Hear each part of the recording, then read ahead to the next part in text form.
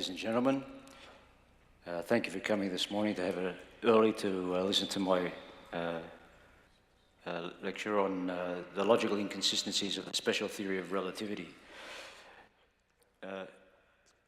Einstein wrote a paper in 1905 that is heralded as a turning point in our understanding of the nature of space, time, and the universe. It's true in a sense, but in the reality, it's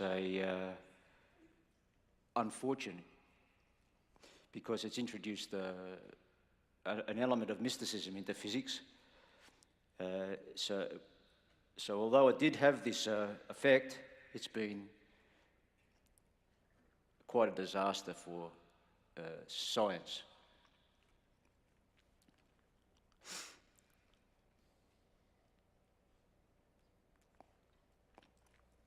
So first I'd like to start off with a bit of a discussion on dimensions and units, because they're quite different. If we call time t, well, we can measure the time t in any kind of unit. We could use it in seconds or years, or hours and days. And length, if we call length L, but we don't worry about the actual units that we use. We just talk about length, and we denote it by L. And we can measure that in meters, feet, and light years, or inches. And we have, from our common experience, 3 length dimensions: length, breadth, and height. For instance, in a box, we have the length of the box, the width of the box, the height of the box.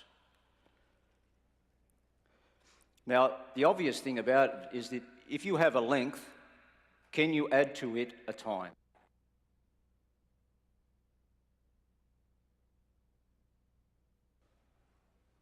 Hello? Oh, yes, we're back. The first thing is that if we consider now units, we might measure length in meters and time in seconds. Can you add meters to seconds? Obviously, you cannot. So you'd have to be able to add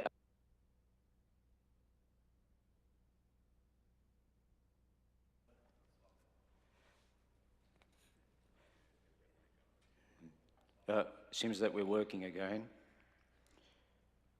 So, and you can't add or subtract meters from seconds and vice versa. You can only add the same units. In mathematics, they're just numbers, so if you've got no units to them, x's and y's, etc. But in physics, we want units. There are unitless quantities, constants and such, but there are also constants that have units. So units are very important to physics.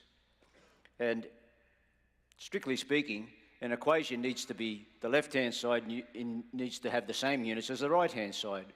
And a diligent engineer and scientist would make sure that they've got meters on one side if they want meters, and the other side of their equation has also got meters, because if they have meters equal to seconds, there's a bit of a problem.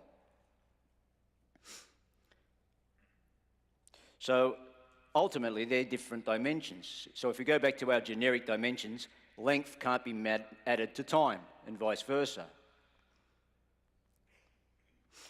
But we already live in a 4-dimensional world because we've got length, three sets of them, length, breadth, and height, all units of length, and we have time. So we already live in a 4-dimensional world in this sense. But in Einstein's world, length and time, the 3 lengths, x, y's, and z's, for instance, and time, are jumbled up together so that you have a 4-dimensional time in which you can add and subtract all of these quantities in one equation. So let's have a look at how we can denote a position in place and time, where we'll have x as the length, y as the breadth, and z as the height, and we'll have t as time. So a time and place can be specified by a set of coordinates, x, y, z, and time. For instance, if you say to your friend, I'm going to meet you at the cafe for a coffee at 1 o'clock. Well, if you go there at 5 o'clock, are you likely to encounter your friend? Probably not.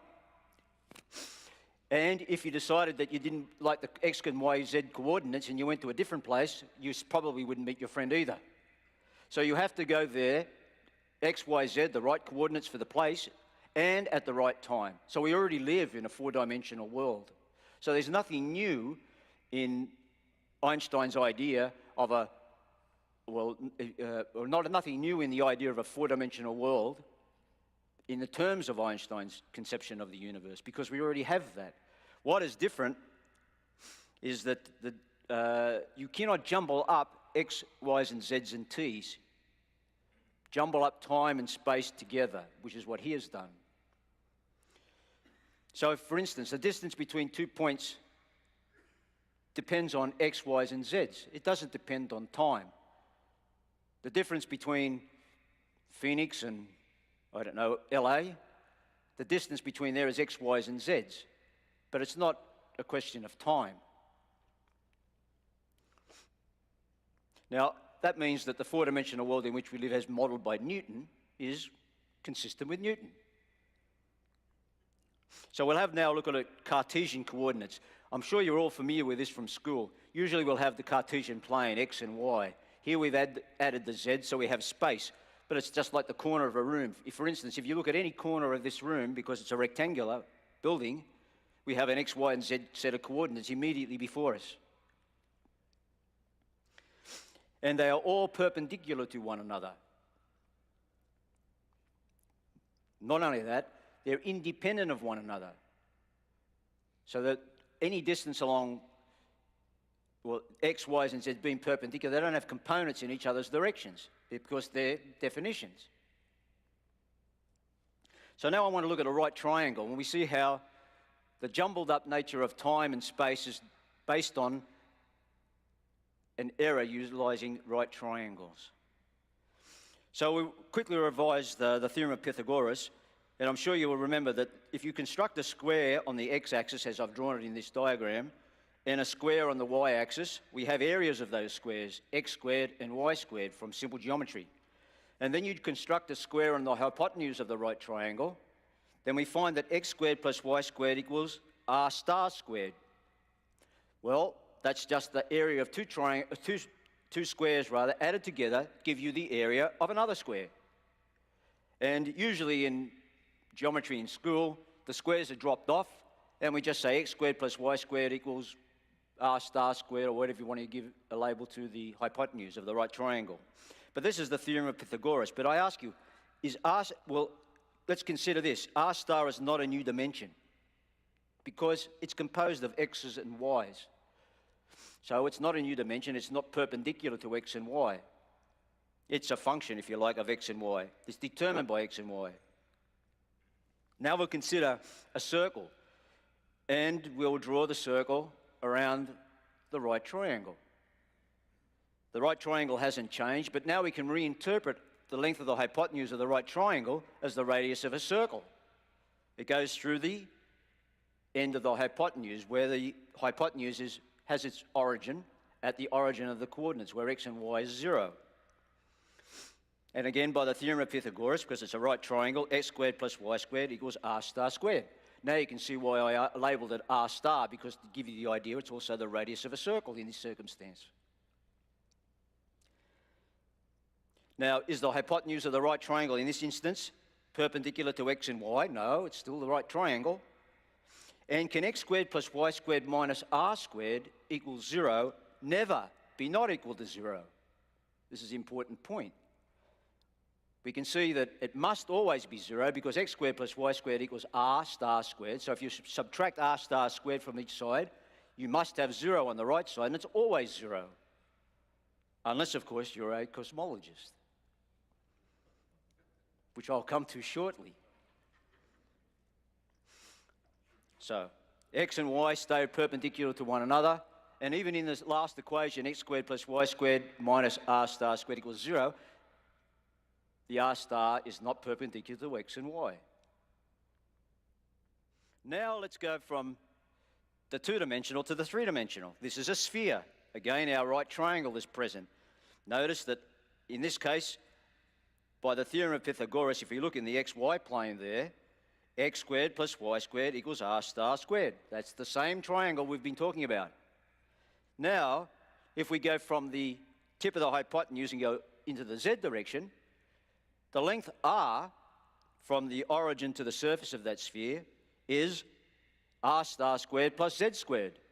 And we know what r star squared is, so we'll put that into the equation and we get x squared plus y squared plus z squared equals r squared.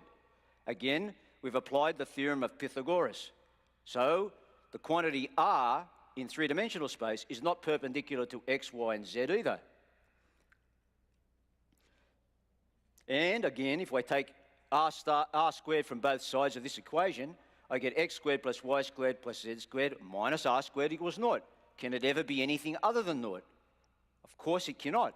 Again, unless you're a cosmologist, which I will show you shortly.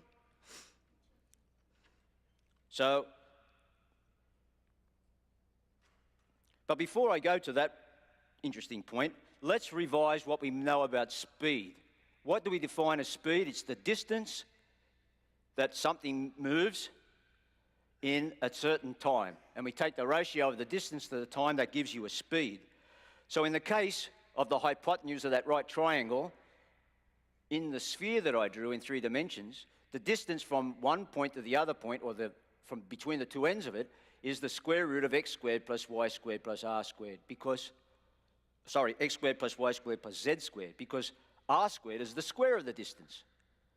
So the length of the hypotenuse is not r squared, that's the area of the square that we drew on it. So the length of the side of the square is r. So we take the distance, x squared plus y squared plus r squared, I'll say that again. X squared plus y squared plus z squared, take the square root of it, that's the distance, we divide it by time, and that can give us a speed. And again, if we use that the distance that, for instance, that light travels some distance, and the time that light travels that distance, and we take the ratio of that, we have the speed of light. Just as though you had the speed of a truck. If a truck goes from A to B, and it travels that distance in a certain time t, well, you can calculate its speed. Well, it's the same with light. Instead of the speed of the truck, we put in the speed of light. So we conclude from this that so that neither VT nor CT, now VT is a distance. So if I say to you, you're traveling at 60 miles an hour for 1 hour, how far did you go? Well, you take the speed, you multiply it by the time, and you get the distance. In that simple instance, it's 60 miles per hour times 1 hour. The hours cancel out, and you've got 60 miles. So VT and CT is not an independent fourth length dimension. It's just how long did it take to travel along the hypotenuse of a right triangle? Unless you're a cosmologist. Because the space-time concept associated with Einstein and Minkowski, it was actually introduced by Minkowski in 1907 and enthusiastically adopted by Einstein and all his followers ever since. So now you've got a four-dimensional space-time continuum that has curvature. So space-time requires CT to be an independent fourth length dimension, because C times T, that's a distance. Now we can add that distance to other things. If you have a distance, you can add it to distances. This is how time is snuck in to an equation to jumble up space and time and give you the idea of space-time. Well, it's not. It's just some kind of space with all length dimensions. So mathematically treating C times T or V times T as the speed of a truck times the time it traveled does not make it, or mathematically treating it as such, does not make it so, and does not make T an independent fourth length dimension. CT is not a fourth length dimension, VT is not a fourth length dimension, and T on its own, they can't even be a length. So we're going to go to the truck that I was talking about. Let's consider a truck moving along the hypotenuse of the right triangle from A to C. Now, there are two ways you could get from A to C. You could go along the x-axis at some speed. You could go then along the y-axis at some speed, and you get there. But the shortest distance, of course, is along the hypotenuse, as we know from elementary geometry. So let's have a look at this. A truck has a constant speed along r star is v. In time t, it travels from A to C along this hypotenuse of a right triangle. Then the theorem of Pythagoras applies, and we say r star squared is equal to v times t squared. And that's equal to x squared plus y squared. And that means that v times t is equal to the square root of x squared plus y squared. That's the length of the hypotenuse of a right triangle. And still r star equals v times t is not a new dimension. And it's not orthogonal to x and y. So we write the equation of this right triangle as x squared plus y squared equals v squared t squared. Well, recall we could draw a circle around that, and that would make it the radius of a circle. And if we subtract v squared t squared from both sides, we still get x squared plus y squared minus v squared t squared equals 0. Can it ever be other than naught? Well, it's the right triangle. The answer is it cannot. Again, unless you're a cosmologist. So now we'll go to the three-dimensional analog, because it's actually the same diagram, except I've drawn a circle or a sphere around the right triangle. And everything else applies in the same way as we did with the right triangle in the sphere before. So instead of r squared, well, a truck travels from A to D at some speed v, and so the distance along there is v times t, and the x squared plus y squared plus z squared equals v times t all squared. Well, as we had before, x squared plus y squared was equal to r star squared or v squared t squared. That was the equation also of a circle. So the equation for the length of the hypotenuse of the right triangle also gives us the radius of the equation for a circle. Here we have the length of the hypotenuse is also giving us the equation for a sphere. So right triangles are very important. And again, we can write x squared plus y squared plus z squared minus v squared t squared equals naught. It's always naught. And it's not orthogonal to x, y, and z. Unless you're a cosmologist. So we see that space-time is not a 4D continuum. Let's replace the truck that was moving along from A to D by a light ray. Everything is exactly the same as before, except now the speed is not the speed of a truck, it's the speed of light. So the truck's not going from A to D, a light ray is going from A to D. Does anything else change? Not at all. And so now we come to what the cosmologists do, following Minkowski and Einstein. So for the right triangle, x squared plus y squared plus z squared minus c squared t squared equals 0 always. So it can never be not equal to 0, and it can never be orthogonal to x, y, and z. It's always the hypotenuse of a right triangle. So if you take away the sides of the triangle and just leave the radius line, does it change anything? No, it doesn't. It's still the hypotenuse of a right triangle, but we don't have the right triangle there anymore. And with the right triangle disappeared, magic is done. Because cosmologists write x squared plus y squared plus z squared minus c squared t squared equals s squared is not equal to naught. And equal to naught is a special case, according to them, according to Albert Einstein and Hermann Minkowski. But this is clearly a violation of elementary geometry. All right? Now, the fundamental reason why they start writing this s squared not equal to 0 is because they mix it up incorrectly with what's called Riemannian geometry. But if you want to have a four-dimensional space in pure mathematics, you have to have four independent quantities. Well, x, y, and z, as we see by looking up at, say, the corner of one of these corners in this room, you have x, y, and z. They're independent of one another. But we see that the speed between any points in that space is not independent, because you need the x, y's, and z's and the time to be able to calculate the speed. So it's not independent. The speed is not independent. If I multiply speed by time, the very same time I use to calculate the speed, that's not independent either, because it's the length of the hypotenuse of a right triangle. So to do four-dimensional mathematics, you need four independent quantities. Well, c times t is not an independent quantity.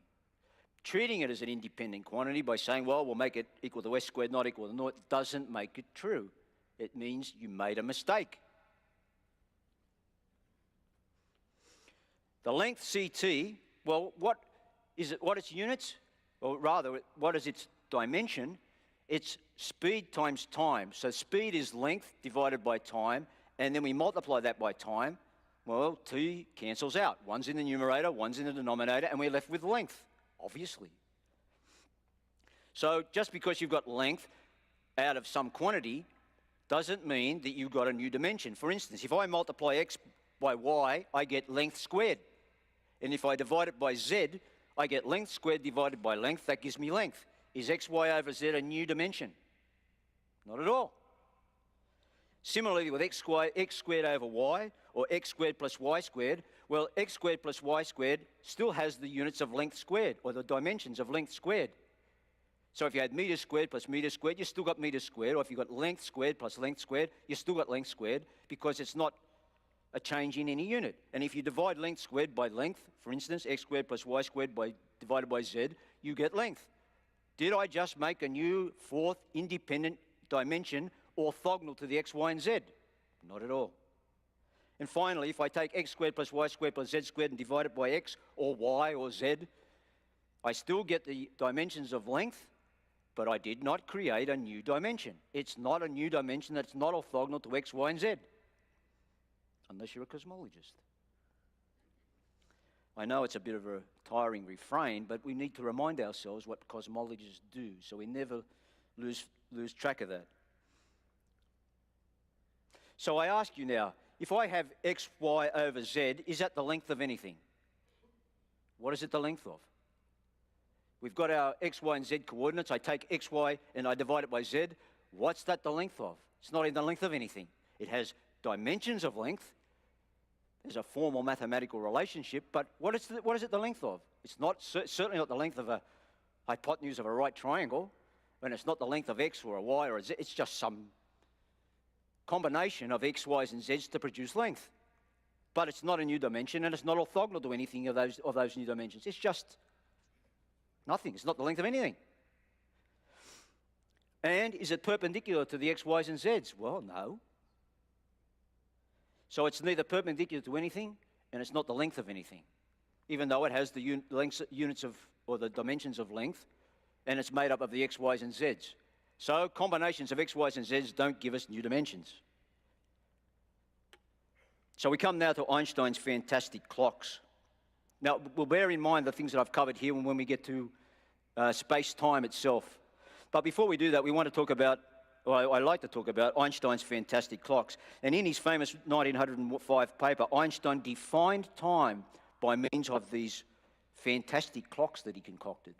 I'll read to you what comes from his 1905 paper, the so-called seminal work that turned physics into a completely new paradigm.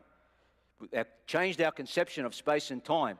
Well, it ruined our conceptions of space and time by turning it from physics into a fantasy land. Here's what Einstein says: thus, with the help of certain imaginary physical experiments, we have settled what is to be understood by synchronous stationary clocks located at different places, and have evidently obtained a definition of simultaneous or synchronous and of time. The time of an event is that which is given simultaneously with the event by a stationary clock located at the place of the event. This clock being synchronous, and indeed synchronous for all time determinations, with a specified stationary clock. Well, if you can make sense of that, that would be a miracle.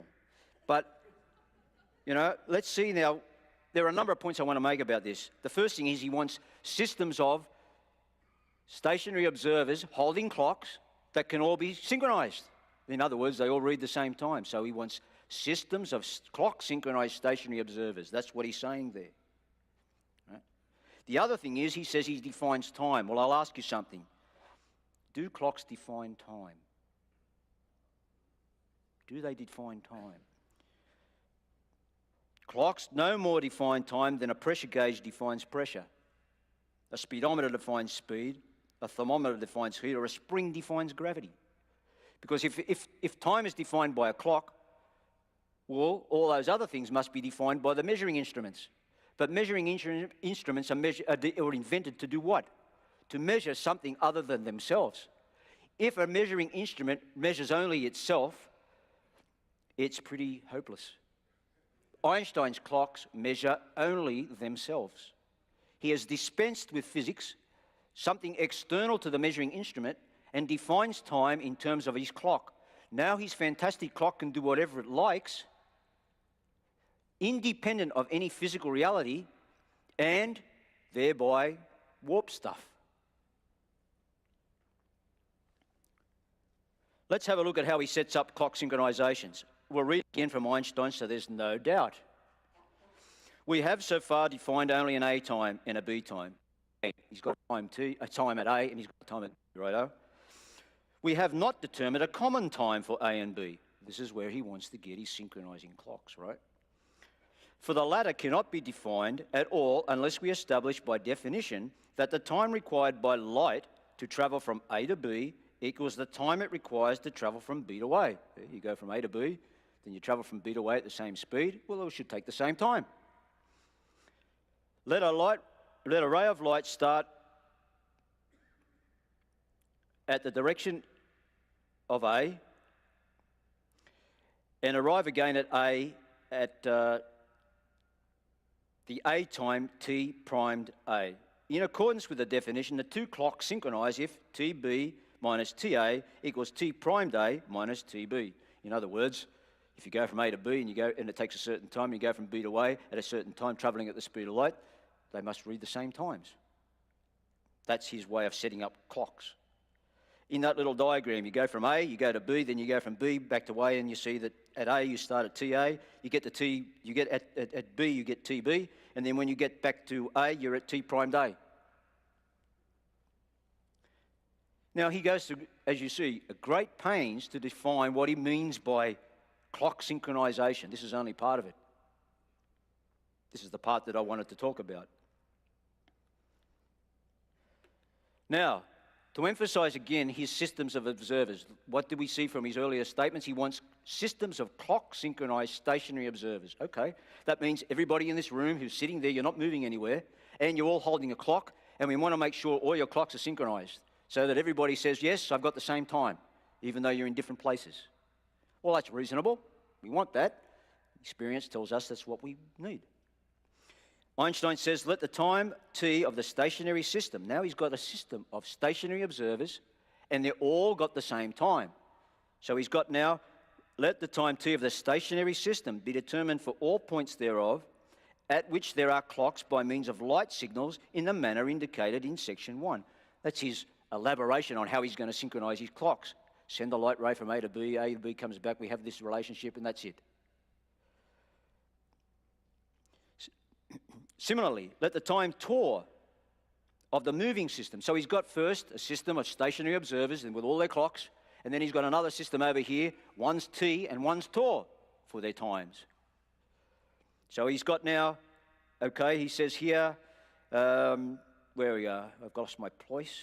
I'll go back and read anyway. Similarly, let the time tau of the moving system be determined for all points of the moving system at which there are clocks at rest relatively to that system by adopting the method given in section 1 of light signals between the points at which the latter clocks are located. To any system of values x, y, z, and t, yeah, that's one system, which completely defines the place and time of an event in the stationary system, Einstein calls that a stationary system, there belongs a system of values xi, eta, zeta, and tau, determining that event relatively to the system K. So if we have X, Y, and Z associated with a system big K, and the Greek letters for the system little k, his big K system's moving, and his little k, or his big K system is stationary, and his little k system is moving. But according to him, you can switch it around. The little system K could be stationary, and the other one could be moving because it's only relative motion.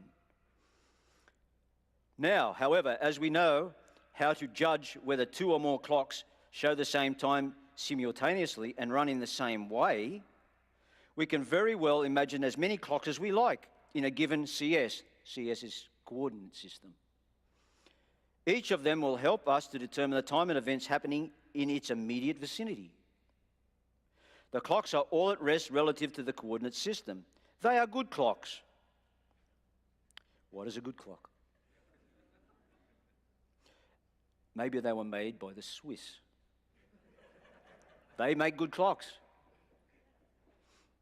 And are synchronized, which means that they show the same time simultaneously. Well, all of this long-winded stuff. It says you're all sitting in the room and you've all got a clock where you've all got a watch. That's a clock. And you've all got them synchronized, so you read the same time. That's all it means. All of this just means that. But you've got two systems. So there's another set of people in another room, the same size as this. They call their clocks readings Tor. You call your clock readings T. They call their positions Z, Eta, and Zeta, and you call it X, Y, and Z. That's all. So now we have his systems, Einstein's systems of observers. There are two systems, all having the properties we just spoke of, big K and little k. Einstein likes to keep his little k, the moving system, and his big K, the stationary system. But as I said, you can switch it around. It doesn't matter. So in the left-hand diagram, K and K, there's no motion between these two systems of stationary clock synchronized observers. And in the other two, they are moving. Well, Einstein keeps K, capital K, as his stationary system, and he says that the little k is the moving one. Well, if it's moving to the right, in the middle one, K is moving to the right with respect to K, big K. And on the final diagram, little k system, the whole system is moving along to the left at some speed, v. Well, that's minus v according to k, because it's in the opposite direction. And Einstein's systems of observers K and K are both clock synchronized and stationary.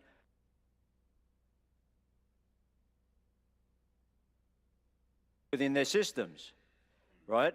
They are not clock synchronized and stationary with respect to one another, those systems, because one system's moving with respect to the other one, so it's not stationary. But if you're in one of those systems, all your points are stationary and all your clocks are synchronized. So if you're the one in little k and I'm the one in big K, all my clocks are synchronized and all the points on the x-axis are all stationary. And in your system, all your clocks on the z-axis are stationary and all your times Tor are synchronized.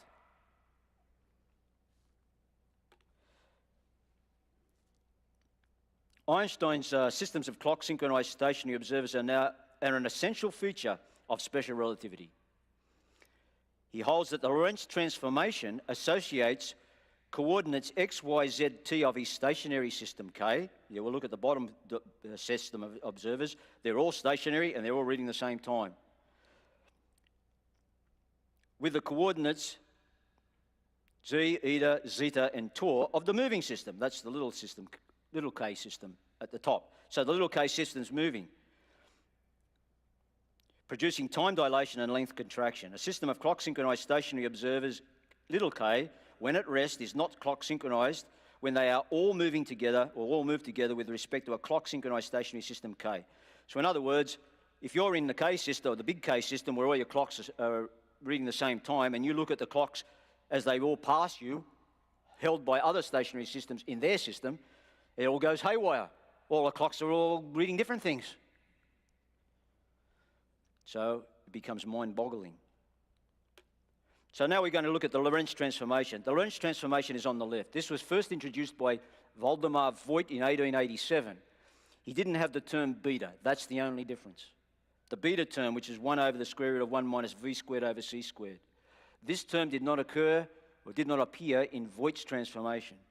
So if you take beta out, you have Voigt's transformation. Subsequently, Poincaré, the French mathematician, Lorentz, the Dutch physicist, and Einstein, they adopted Lorentz transformation modified by this effectively constant beta, because v is moving, or the value of v is a constant. It's the relationship between the two moving systems is such that the speed v is a constant. That means beta will be a constant. For any given value of v, well, c is fixed because it's the speed of light, so v over c and v squared over c squared, that's some constant, and we have a constant beta.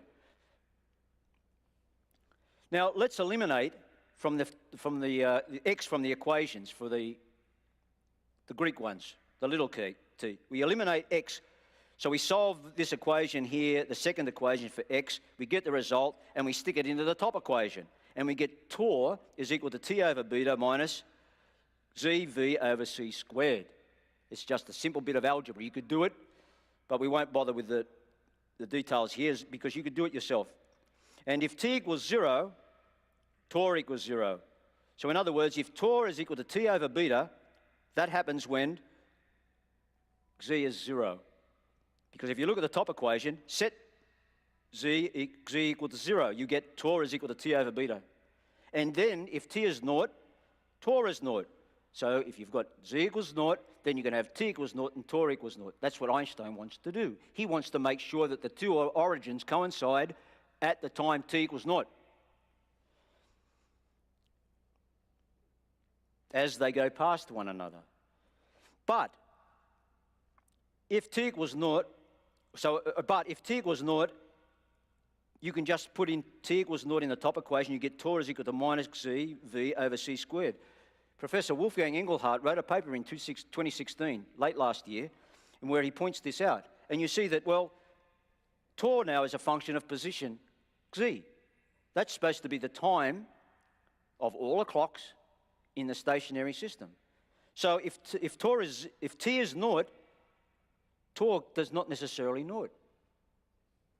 Which means that since we're talking now here only about the system itself, all the coordinates in the moving system itself, all the positions in that system have different times. Right? So that means Einstein's idea of having clock synchronized stationary systems actually fails. Because he wants to have t equals 0 at tau equals 0, but if we make t equals 0, we don't necessarily get tau equals 0. Why? Because you also have to specify that z equals 0. But that's the position in the moving system. So you see that the idea of having clock synchronization in the moving system fails. Because in that instance, as Engelhardt has pointed out, all the taus are different, depending on different positions. So we see, by using the Lorentz transformation on the previous slide, Einstein's clock synchronization doesn't hold unless t equals 0 and z equals 0. Well, that's a special case. Here's his logical error. Now, when I read Engelhardt's paper, I could see immediately that I could generalize it because Professor Engelhardt just had t equals 0. I said, well, let's make tau equal 0. Then we find for any time t in the stationary system, there is always a place z in the moving system where the time is always 0. Well, that violates Einstein's idea. Thus, for every t greater than 0 of the stationary system k, there exists a point z greater than 0 in the moving system little k where tau is 0. But they're both supposedly starting off at 0 and counting. Well, if you're both counting, you get bigger than 0. But here we show that you can always find a place where it's still 0. But according to Einstein's clock synchronization, this must be impossible. Einstein's synchronization is inconsistent with the Lorentz transformation. This is a logical inconsistency in the theory. If you have a physical theory that has logical inconsistency, is it valid? No. If you have a physical theory that doesn't accord with the experiment, is it valid? No. So there are two things that a physical theory must have. It must have logical consistency and accord with experimental reality. If it fails on either one of those, it fails absolutely. Well, here's a logical problem. It gets worse. This is just the key to the door. So we see that Einstein's clock synchronization is inconsistent with the Lorentz transformation. But he wants to make everything consistent with the Lorentz transformation. He didn't. Let's have a look at systems of stationary observers. So I ask a question. Are systems of stationary observers satisfying the Lorentz transformation clock synchronized? In other words, if I set up a system of stationary observers, I make them satisfy the Lorentz transformation, must they necessarily come out to be clock synchronized as Einstein wants them? The answer, well, the answer is no, because we just proved that in the previous two slides. Now we can construct some counterexamples. Let's construct a system of stationary observers, which means that they don't change with time. All the x's are not dependent on time. They're stationary. I'll take a real number sigma, and I'll put a subscript on an x, and I'll say x sub sigma equals sigma x sub 1. X sub 1 greater than naught. So if I give you an x sub 1, and you have sigma, which is a real number, you can say x sub 1 is located here on the x-axis, and all the others are now specified immediately by some value of sigma that you can put in, because sigma is a real number. So we have a system now of observers that we have labelled, each one of them. And so we can refer to each one of them and see what they see, as opposed to just calling it x and never knowing which one we're talking about, which is what Einstein does. Each observer sigma at position x sub sigma reads its own clock, time t sub sigma. So x sub 1, you see there, x sub sigma, they're located on the x-axis, and they're stationary. So if we use x sub sigma equals sigma x sub 1, and the first equation of the Lorentz transformation, which was 3 or 4 slides ago, and we stick it in there, there's only one way we can ensure that we get consistency of the Lorentz transformation. And we get this equation for the times. T sub sigma equals T1 plus sigma minus 1 V x1 over c squared. If I put sigma equals 1, what do I get? T sub sigma equals T sub 1. That's one case. If any other value of sigma, the times are not the same. In other words, if they are systems of stationary observers that satisfy the Lorentz transformation, they cannot be clock synchronized.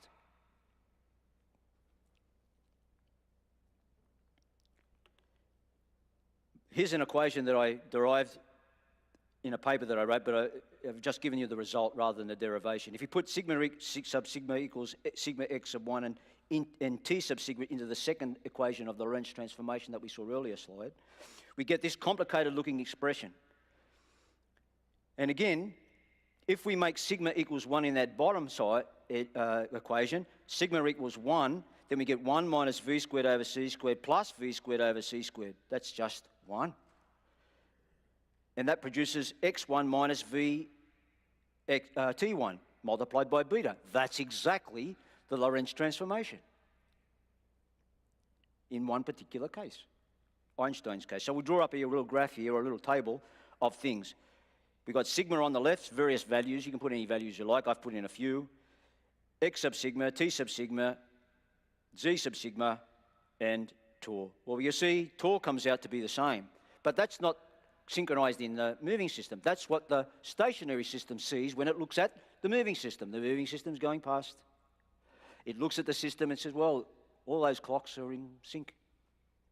But all the clocks in my system or your system that's watching it are not in sync. They can't be clock synchronized. Now we can invert it because it's symmetric. In the other system where you're looking at the clocks, they're all sync. If you're in that system looking at this system, you say, well, all my clocks are not sync, but the ones in the other one that's moving past me are in sync. Well, that's completely opposite to Einstein's. Remember the diagram, all the ones on the bottom were all in sync, and the ones that were moving past were all out of sync. Here we got the opposite. So this is the stationary Lorentz transformation. In other words, this is a system of equations that is for stationary systems of observers that satisfy the Lorentz transformation. You can see here that the time cannot be synchronized. But if I make sigma equals 1, everything reduces to the simple expressions that we started with. So I said here, setting sigma equals 1 in the stationary Lorentz transformation, the Lorentz transformation used by Einstein is recovered. However, a system S that contains only one observer cannot, by its singular character, synchronize its clocks with anything or judge simultaneous events in S. Einstein incorrectly permitted his privileged observer, sigma equals 1, to speak for all observers, thereby violating the fundamental tenet of his theory that no observer is privileged. In other words, he had a tacit assumption that he could construct systems of clock-synchronized stationary observers with the Lorentz transformation. We see that it's only true in one case, sigma equals 1. But in that case, it's the only one in the whole system. There are no others in the system. Can it synchronize with anything? No, there's only one clock in the system itself. Can it measure distances? No, because it's only one point. It's like taking the point out of the whole x-axis and looking at the point itself. The other x-axis, the rest of it has disappeared. so it can't measure distances or anything. And it can't be privileged because Einstein requires that they're not privileged. That's why he wants whole systems of clock-synchronized stationary observers. No one's privileged. This is the inverse transformation. I just put it there for content. Now we look at clock-synchronized systems. So I asked the second question. Are systems of clock-synchronized observers satisfying the Lorentz transformation stationary? The answer is no. We can construct counterexamples here by taking the Lorentz transformations, and we insist that all the clocks in the capital K system read the same time t. So that's on the left. And the only way to do that is using the Lorentz transformation is by setting that equation up. Then we ensure that every clock in one system is synchronized. So they read the same time. Can they be stationary? Well, we see here that when we solve it all, we get for x sub sigma, they're all functions of a time. X sub sigma equals 1 minus sigma c squared t over v plus sigma x1, where x1 is greater than 0, but arbitrary. Now we see that x sub sigma is a function of time. That means it's not stationary. So although all observers in K are clock synchronized to a common time t, only x1 is not a function of the time t. Yeah, if I put sigma equals 1 in, I get x sub 1 is equal to x1. And that's not a function of time. That's Einstein's privileged observer. 1 in a set of how many? Well, they're infinite sets. So he has one element out of an infinite set, not the infinite set, and he takes that one element and allows it to speak for the whole infinite set of observers. That's wrong. Here we see counterexamples. Here's the Lorentz transformation for clock-synchronized observers. Notice that sigma can only have limited values. It's not the whole set of real numbers. It's only 1 minus v over c is less than sigma is less than 1 plus v over c. And if v is 0, we get 1 is less than sigma is less than 1. That just means it's 1. Einstein's observer again. So if we set sigma equals 1 in the clock synchronized system, we recover the Lorentz transformation used by Einstein. It's a privileged observer. He's not allowed to have that because he says we don't have privileged observers. It pertains to only one observer in system K and one observer in system K, little k. By tacitly assuming systems of clock-synchronized stationary observers consistent with the Lorentz transformation, Einstein incorrectly permitted his privileged observer sigma equals 1 to speak for all observers, thereby violating the fundamental tenet of his theory that no observer is privileged. This is the set of equations for the inverse clock-synchronized Lorentz transformation, again for content. Now, Lorentz invariance. According to the cosmologists and Einstein and Minkowski, remember when we did the right triangles in the spheres, and we had x squared plus y squared minus z squared plus z squared minus c squared t squared equals 0? Well, Einstein requires that no matter how the systems are moving, they all must come out with exactly the same equation, the only change being the symbols. And he calls this, or this is called Lorentz invariance. So they require this top equation. So when you change from the x, y, z, and t to the Greek ones for the moving system, you get the same equation. Well, we remember that that's always naught. Cosmologists think that that's not always naught. So, but by the Lorentz transformation, we have x and y y and z don't appear, they're 0, because everything's moving along the x-axis. So we can make that 0, and we can therefore reduce the equation to a simpler one. X squared minus c squared t squared is equal to the c squared minus c squared tau squared. But if we substitute now the findings of the previous slides for the stationary system, we get this complicated expression. And this is true for all values of sigma. So, Lorentz invariance is maintained by the counterexamples that I've constructed. Well, we expect that because I constructed it using the Lorentz transformation. So we would expect it to have Lorentz invariance. That satisfies Einstein's requirement. But again, this is not a single observer, it's many observers, it's an infinite set. Now here's the same relationship for the clock synchronized Lorentz transformation, and we get that expression. I'll go back to the other one. There's the expression for this. And there's the expression for this system. And again, we see when you put all the things in there, you get Lorentz invariance. The only change in the equation is the symbols. That's what he wants. So the counterexamples satisfy that condition. Now we compare the observers. Let's take the stationary Lorentz transformation relation that before and equate it to the clock synchronized Lorentz transformation. They're not the same unless sigma equals 1. So if I put in sigma equals 1, this becomes an identity. Because in any other case, they're not equal. They satisfy the Lorentz invariance individually, but when they're equated, they only hold when sigma equals 1. That's Einstein's privileged observer, which he allows to speak for all elements of the infinite set of observers. And that's his mistake. So Einstein's system of clock-synchronized stationary observers holds for only one observer. No other observers are equivalent. Thus, Einstein's tacit assumption is false, and the special theory of relativity is false. Here's a wave equation. This is a simple wave equation. It's a sine wave.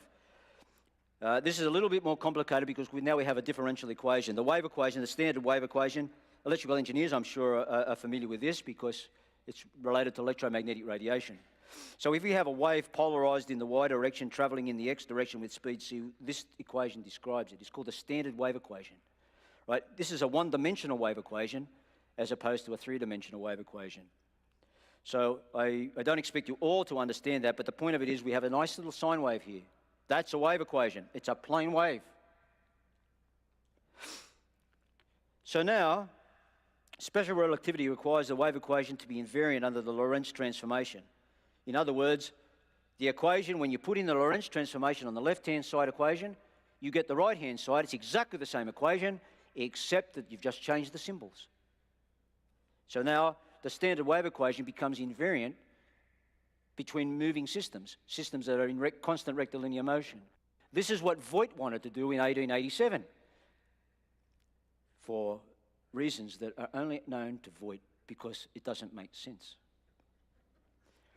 So using the standard, or using the stationary Lorentz transformation, I take the counterexamples that I've constructed and I put it into the standard wave equation and I get the thing on the right. This is invariant only when sigma equals 1. Again, Einstein's privileged observer. If you put 1 in there, you see, it comes out to be the standard wave equation. Otherwise, it is not. So the idea that the Lorentz transformation makes the standard wave equation invariant under its transformation is patently false. Voigt was wrong, and hence Poincaré was wrong, Lorentz is wrong, and Einstein wrong. But this is central to special relativity. Without it all, special relativity is a dead duck. Here now I'll use the clock-synchronized Lorentz transformations. We get exactly the same equations. Again, sigma equals 1 is the only one that makes it invariant. That's Einstein's privileged observer.